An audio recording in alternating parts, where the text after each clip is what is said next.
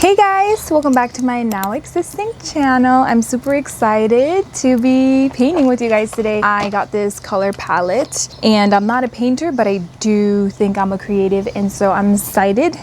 I'm excited to see what I make out of this. I'm gonna go based off of emotion. I always loved it, even in film, how colors affect emotions. I mean, even with makeup, I always am like a mood-based creative. I'm not sure if anyone else agrees, but that's just me. You're probably so confused. So we bought this canopy type of awning for the house. This is for like the mosquitoes because they love my blood. And right now it's currently 96 degrees and it's supposed to get to 100. But I really have been enjoying the vitamin D, guys. I had a vitamin D deficiency, so I literally had to take vitamin pills, but this time around, we have the natural vitamin D source here, the sun. First question, what's your favorite season and why? I've always said this answer, even in my videos I've said it, but I've always loved winter because I was born in the winter and it's just very nostalgic for me. But I am now also enjoying summer, not too much, but yes, I am enjoying summer. I love fall so much, and I actually think I might enjoy fall more than I do the winter, if I'm being quite honest. And this is something I realized last year, because fall is just like the perfect season where it's not too cold and it's not too hot. I just think it's perfect. I love the drinks that fall always comes up with. I love my pumpkin spice lattes. The taste of fall just brings me so much joy and happiness. I even love the fashion in the fall. You're able to wear like some chilly clothing like sweaters, but also not be full on in a jacket. Morning or nights? I have always enjoyed the nights, maybe because I'm young, but I've never loved waking up early. And actually for my job, I have to wake up early and I'm like dreading it. My sister's always like, how do you get yourself to wake up? And I'm like, I don't even know. I'm not a morning person. Even for flights or trips where I have to wake up early, I'm like, please don't talk to me because I'm kind of grumpy in the morning. The night is just like the perfect time to catch up with yourself, I feel like. Sometimes I end up doom scrolling on my phone and procrastinating to go to sleep, which is not always the best thing to do. But when I'm not doing that, I'm a very spontaneous person. Like, I love being out of the house, especially in the night. Hey, you want to go on a run to get groceries? Yes. Hey, you want to go with me to CVS? Sure. Hey, do you want to go watch a movie? Let's go. Hey, you want to go to the beach? Let's go. And it's hard to find people like that because I don't think I can find people like that. And it depends on the person too. I must feel really close to you to want to go out with you in the night, because a lot of things can happen in the night, of course. I love the city in the night, but I also love the city in the morning. I think I might love the city more in the morning, just because I get to enjoy lots of things, and I'm kind of scared of the city in the night because there's lots of things happening in the night that I feel like don't go well with my faith, you know? What's a smell that instantly makes you happy? A smell that instantly makes me happy is the smell of books. And I always tell this to everyone, and everyone stares at me like I'm some crazy person. And I've researched this even online, like the psychology behind loving the smell of books. I don't think it's normal. I love the smell of a Bible. I love the smell of new paper when it's being printed. It just brings like a dopamine in my brain. I can't even explain it. And when I did research, people are like, oh, it's because it's super nostalgic to you and it brings lots of joy. And obviously I'm a very nostalgic person. I'm always thinking about the past, which is why I think I'm a huge overthinker. It's not really, you know, the best thing to do to reminisce in the past. I always bring up the story of Lot's wife, how because she looked behind when she was told to not look behind, she turned into a pillar of salt. So sometimes we just gotta follow that story and be like, hey, leave this in the past, don't look back, just let God work. And so I'm like, okay. What's something that's been bringing you joy lately? We are in the year of the World Cup. I've always been someone who loved soccer. I never grew up playing it for school or anything. I never actually joined any extra curricular activities because I've always been a shy kid. I have thought about joining the theater club before because I love musicals. I never did. I was always very self-critical of myself, highly sensitive. That's just how I've been. And so I wish I could have been more confident in being like, yes, I'm gonna try out for a team. Like, I want to do this. The middle school school that I attended decided to turn, it was either 7th grade, it might have been 7th grade. They decided to turn that grade into a single gendered classroom. So I was only with girls, and I kept pushing. I think it was like my gym teacher, I'm like, hey, can we please start like an all girls soccer club? So eventually, I think because I was in an after school program, they were like, okay, we can start this after school little club. It never ran, and all the girls actually played amateurly like me. Well, not all the girls. There were some that were skilled, and there were others who kicked my leg and had me crying because of the pain. Yes, I've always loved soccer. I grew up in a household that was super fanatic with the football realm. Yes, Hispanics do call it football. I think even British people do. We grew up being Real Madrid fans, so because I saw the passion behind my brother and my dad and how much they loved Real Madrid, it held a special place in my heart, how it brought people together. Whenever it was Real Madrid playing, I would have cousins bring their jerseys and we would all yell, we would all scream. At the time, I had lived in a building, so we would go knock on each other's door when like our teams would win to kind of be like, hey, look who's the winner now. In 2022, I was doing college online and I decided to watch the World Cup alone. I was like, you know what? I still want to watch soccer, so I watched the World Cup and I loved seeing people post about it in their stories, and I discovered France Mbappe, which I really loved, and I was like, whoa, this is so cool. Who's this guy? He plays so nice. I would watch Portugal for Cristiano Ronaldo. CR7 holds a very special place in my heart from watching him, from the few games that I watched when I was little, from seeing edits, and to me, he has always been someone really inspirational, even now. I love how before he scores, he gives himself a pep talk. He's one of the most hated players. The version of him that I remember was always so kind to his fans, and his advice or little things that he would say in the press would always motivate me and inspire me, and he worked so hard to get to where he is at. And for me, I think that's what I love about soccer, not necessarily who's the best, even though I do think he's one of the most skilled players, but I also love the emotional side of soccer where you can see someone's heart and passion behind it. And you know what's so funny? When I met my friends,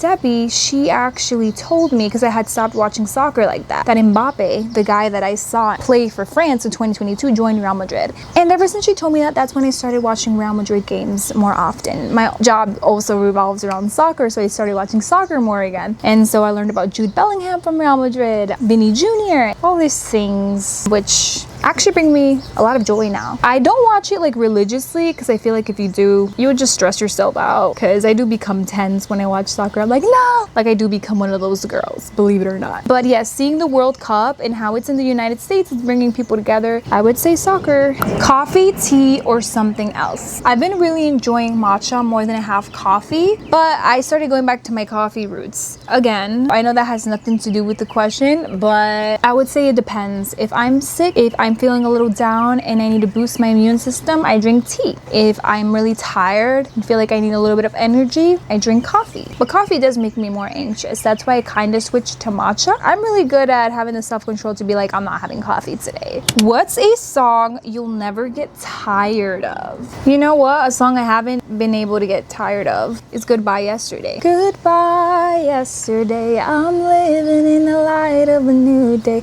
I won't waste another minute in my old ways. Praise the Lord, I've been born again.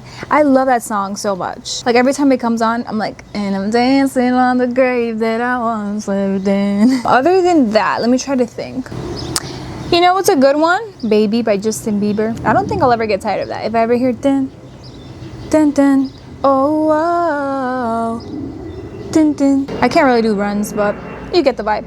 You know you love me, I know you care, and I just can't believe we ain't together. Sorry. What's my comfort movie or comfort show? I know my comfort movie changes. It shouldn't, but my comfort movies have always been Tinkerbell, because I was a huge Tinkerbell fangirl when I was little. I had the DVDs. I would always try and recreate like the little fairy houses, the fairy books. I was that girl. As for the show, I would say The Chosen has always been a comfort show for me. Every time I'm feeling down and I want to get closer to Jesus, I always look at the show and I'm like, wow, thank you, Jesus, for all that you have done for others and for myself. What is something that you loved as a kid that you still love? I guess singing. Singing has never really left me. Before, I remember I used to get frustrated with myself when I didn't sing in the way that I wanted to sing. But what has shifted from that mindset is that I don't try and sound like an angel anymore. I realize, hey, this is my voice and you can like singing without having to be a musician. And I don't think I have like a horrible voice, but I also don't think I have the best voice. I love pretending to be a pop star sometimes, as an introvert does. Stage presence at home, that hasn't left my side. What is something small that always makes your day better? Talking to people. That's part of the reason why I love my job. If there's any moment where I'm, again, out doing something, I'm in a mall and someone just comes to me like, hey, how are you? How are you doing? I feel like it's so calming over here in the US to walk, ignore people who do really nice things, who have good morals, good hearts. It doesn't even necessarily have to be to me. If I see someone else helping another person out, makes my day. If I see elderly people in love, that makes my day. A random fact about myself. You see, if you take a close look, I have like a little scar under my lip, and that I wasn't born with. That happened to me like around 2014. So I was playing with my cousins. I don't know what type of games we were playing. We had like this mattress that we would keep in our house for sleepovers, and so we decided to kind of drop the mattress on each other, and we were like, it's a mattress, no one can get hurt. We would throw the mattress on each other and we would lay on the floor, and then we would all take turns. I remember it was one person at a time, and then I go this time with another person. I lay down on the floor. I was talking to my cousin and I had my hand on my chin when I was talking to her, and so the person who was throwing the mattress called out and we're like, are you guys ready? The cousin to my left, she said, yes, I'm ready, and I was still talking to her and I wasn't ready. So when the mattress fell, the pressure of the mattress falling made my hand slip, and I basically bit my skin under my lip and it created a hole. So I had to get stitches, and I had to get a lot of stitches. It was like about 14 to 15. I remember I had to get a few on the outside, and inside of my lip I had to get a bunch. That is a scar that I have. People tell me, just say that a snake bit you. That's a cooler story. But now you guys know that fun fact about myself, and that I have a scar under my lip for that reason. What helps you recharge? Sleep helps me recharge, and I think I always undervalue sleep because I've always been a person who has been unable to take naps. People knock out automatically. For me, my body could be so tired yet my brain could tell it, you have a whole day ahead of you. It's still so early. Why are you sleeping? So I can't give myself rest. The moments where I can take a nap, amazing, and I don't take it for granted, and I'm like, goodbye. What kind of people make you feel like home? To me, I've always been really comfortable with people who have been a little weird all their lives, people who have been awkward, people who don't take themselves seriously. Those have always been the people that I've connected with because I see them and I feel like they can see me. People who can joke but also can be deep, because I'm a very deep person. I feel like I'm a level 10 depth person. We can go from joking, and then I can be like, on the real note though, if you really think about this, life is like this because of this. And so people who are able to be funny and deep at the same time, those people make me feel like home. What is something people would be surprised to learn about you? I used to be very flexible when I was little. I loved gymnastics. I remember for Christmas I asked for like gymnastic pants when I was little. I literally wrote it like gymnastic pants. What I ended up getting is like leggings that were really stretchy. Again, I never joined any club. I never joined anything. I was never part of a crew or a team. And so all the little hobbies that I've had, I've always kept to myself. And this is not because of my parents. My parents have always been supportive. Like, if you wanted to join this karate, let's go. I'm gonna take you to karate. If you wanted to join this, let's go. It was always me that would cry and be like, no. Highly sensitive people, I guess. To add to that, I'm also a neurodivergent, and I always tell myself, I don't need to tell anyone that, for example, I'm number dyslexic. I don't know if you know that, but I really have a hard time with numbers. And before, I used to cry so much about it until I realized I was diagnosed later on in my life that I was number dyslexic. All my life, that took a toll on my mental health because I was like, why can't I function? Life revolves around numbers. I feel safe enough to tell you guys, but I don't tell people this often. I think in my first YouTube video, I That's when I discovered that I had it. So that's why I was like, guys, I'm not dyslexic. And the reason why I was so happy telling you guys that is because all my life I went undiagnosed and I thought something was wrong with me. If a neurodivergent ever comes up to you and says, I have ADHD, I have this and that, and sure, it gets tossed around as jokes sometimes, but if someone feels comfortable enough to tell you that, it's because you're a safe person to them. But it doesn't make me any less. I am a hardworking person. I can do as much as a neurotypical person.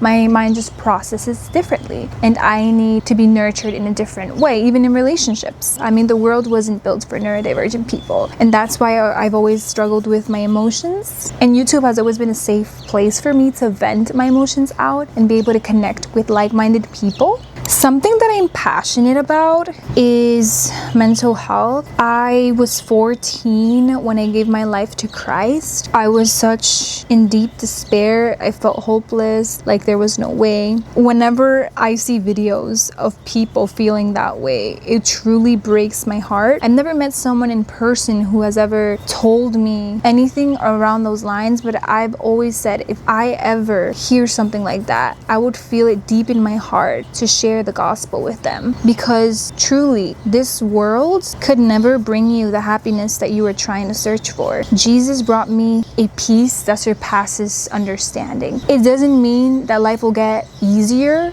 but it makes your pain less dreadsome, if that's a word. I can be sad and still feel like living life. Ever since I've accepted Jesus into my heart, he gives me a stillness that lets me know, hey, you might be going through this, but everything is gonna be okay. Old me would have completely been freaking out. And now things happen, and I have such a patience and faith that I would have never imagined I've had. This isn't only promised to me, this is promised to everyone. And if there's any way in which I can let somebody know, even through my platform here on YouTube, that they're not alone, that there's a God that loves them so much, who is waiting for you to open the door to your heart, then I'm so glad that I can do that. I know exactly how it feels. I wouldn't want to hide that. What is something you've always wanted to try but you haven't yet? I've always wanted to take a road trip, maybe not with someone, but I've always wanted to take a road trip, maybe even by myself, go to another state, just camp out, go sightseeing, and of course there would be breaks in between. I really love driving, and I feel like taking a road trip would just amplify that love even more. What is a dream vacation? I've always wanted to go to France when I was little, but I would say Europe would be so fun. You're in one side of Europe, you can go to the next. I can go to England, you know what I'm saying? I can go to Spain, Greece, Italy. So yeah, anywhere in Europe really. What is a habit that you're trying to build? A new habit that I'm trying to build is being able to do things more independently. The other day I went to the movies by myself for the first time, and I'm like, why do I feel guilty going out by myself? You know, I want to be able to go out, enjoy life, go to the beach alone, sit still, relax. But I think right now I'm kind of scared to do that because I'm just like an overthinker, and I don't like being alone with my thoughts. I like having company. I love talking about other things, hearing how people's day went, instead of only focusing on me. That doesn't mean I can't be alone by myself. I also love my alone time. I love eating alone. I love journaling, reading alone. What is something that you've changed your mind about? I'm not sure if I can think of one specific thing, but what I can say is that I used to be someone who misinterpreted texts a lot. If I had a friend who I would text and they would leave me unseen, or they wouldn't answer me, I used to be the person that basically said, wow, they don't enjoy my company, they don't like talking to me. But now I realize everyone has their own life, everyone has different things. They probably forgot to respond. It's not a big deal.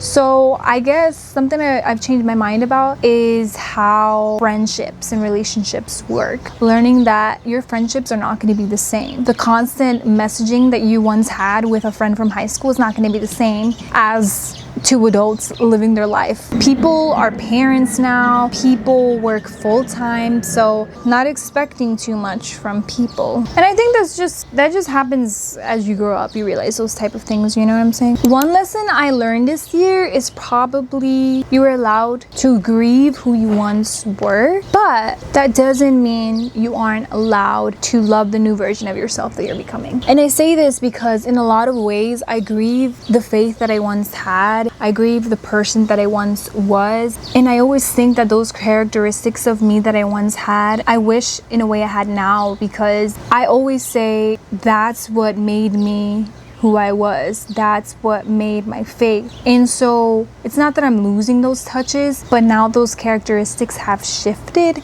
in a nuanced way where I have let go maybe of old rhythms that haven't been the best mentally for me. Here's an example. I've become a very reserved person. I used to be an open book. I love telling people about my life, about this and that. Now I'm super private. And I don't think that's a bad thing. I think that's intentional, and that's a way in which God maybe is guarding my heart. But I miss that more social person that I was when I was younger. But that doesn't mean that I'm not social now. I just converse differently with people. And I always get really excited when friends that I've had who love this past version of me love who I am now too. And I think that's when you can really see who your friends are, that you're able to still maintain friendships with those who you've grown up with. Something that I'm trying to get better at is overall getting out there more. I'm tired of just staying in my house, not having any hobbies. It was until my friend told me, hey, what do you do when you're not working? And I said, to be honest, I just rot in bed all day. That completely shifted something in me, motivated me, because I was like, there's no way that I don't do anything with my life besides work. Like, I literally am living to work when I'm supposed to work to live. Just let that sink in. What is something you're looking forward to? I'm not gonna lie, I'm in a season right now where there's a lot of work that needs to be done with me. I would like to have a family in the future. And the thought of that kind of makes me emotional, because this is coming from a person who was like, I don't wanna have kids. I don't wanna ever get married. Who knows if one of these days my future spouse will be introduced in this channel. Wouldn't that be cool if I have episodes with my future spouse on Quietly Bold? What is something that you are grateful for today? Today, I'm very grateful for my job, my community at church, and my friendships. Now I'm gonna finish this painting. I've just been answering and kind of going around, but I feel like my emotions are taking the wheel. We'll see what makes out of this portrait. Alright guys, I finally made something out of my painting. I looked at it for a while, and this is something I always do when I paint, and in the end I look at it and I'm like, well, what does it remind me of? And this is what I came up with, guys. It's kind of cool. It reminds me like of a cool sheep, like a cool mask. And in the background I kind of have like garden vibes. My sister's gonna ask AI, what does this look like to you?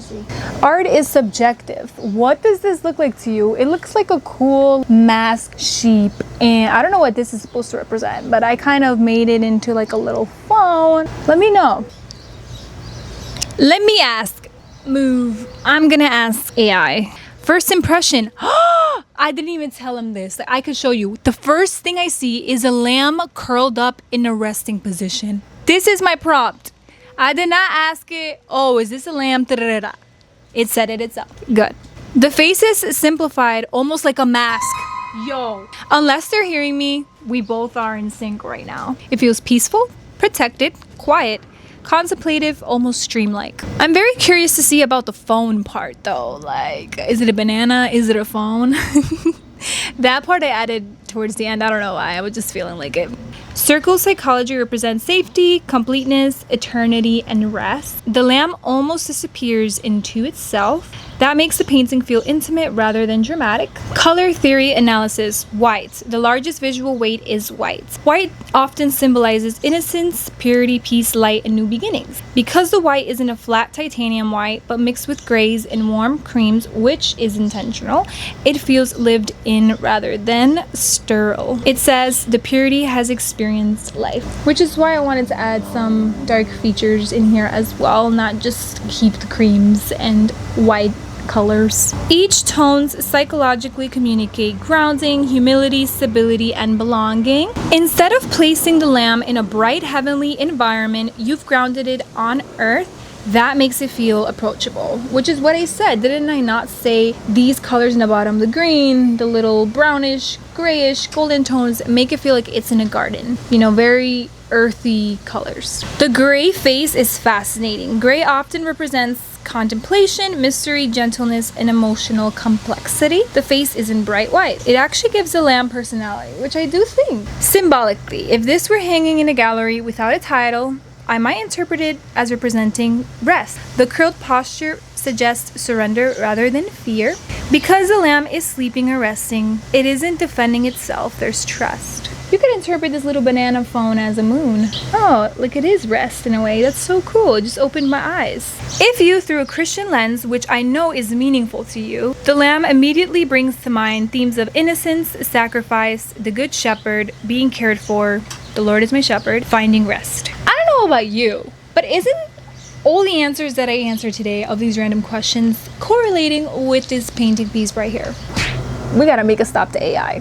How does it know that much about me? That's crazy. I was gonna make it funny, be like, oh, this lamb is talking on the phone. Oh, this lamb is eating a banana. But honestly, this looks like a moon now. And that has been my video. So thank you so much, guys, for watching my video. I know a lot of people have mixed feelings of AI. I'm sorry, unfortunately, it's become the world's. And as much as we try to retain this planet, Jesus is coming soon. Things are bound to happen. And that's not an excuse of using AI, but all I'm saying is it's become very normalized and it's hard. I'm guilty of AI, so. Every time I mention AI, everyone is like, oh, you're a monster. And I'm like, you're honestly probably using AI and you don't even know, because it's become that normal now in our generation. Bye, guys.